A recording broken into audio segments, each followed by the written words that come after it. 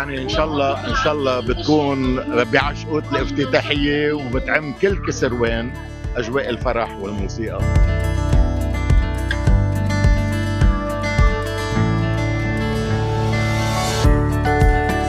بدعي لكل المواطنين وكل الاحباء اللي بيحبوا عاشور انه هالمهرجان اللي مبلش معنا تفضلوا يجوا لعنا. المهرجان اللي مبلش من عنا من الخميس لمساء نهار الاحد، ممتد 4 ايام. يجوا ينبسطوا، في لعب للاولاد، في كروسكات، في اغاني، في جو فني بامتياز.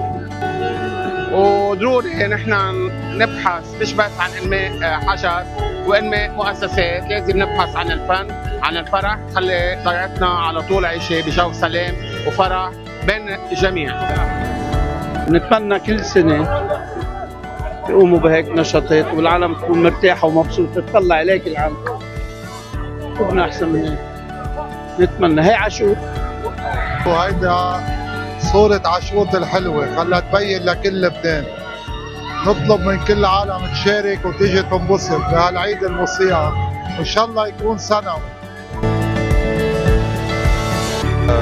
الرئيس توني شديه كانت اول خطوه له ينعمل مهرجان، وهذا الشيء تبين قديش عطى اجواء حلوه بالضيعه. يعني ذات الوقت جنينه هي شغله كثير مهمه بعاشور، وهيدي فرصه لنرجع نحييها يعني وتقلع وتكون مطرح ملاذ يعني لكل ابناء عاشور.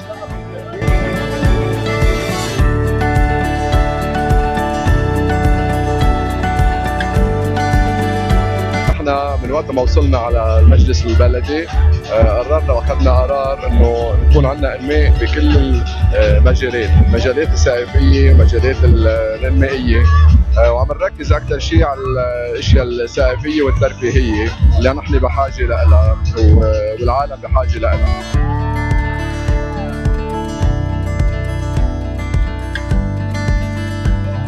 نحن بنشكر بلديه عشقوط على التنظيم الحلو اللي عملوه، ونحن ضيعه وحده وهيك عشقوط لازم تضل بمهرجاناتها بنشاطاتها. عشقوط كثير حلو، ان شاء الله كل سنه بيعملوه. 4 ايام من العمر يعني بعشقوط، فناطرينكم ولقونا بعشقوط. كثير حلوه الاجواء، بنصح الكل يجوا على المهرجانات.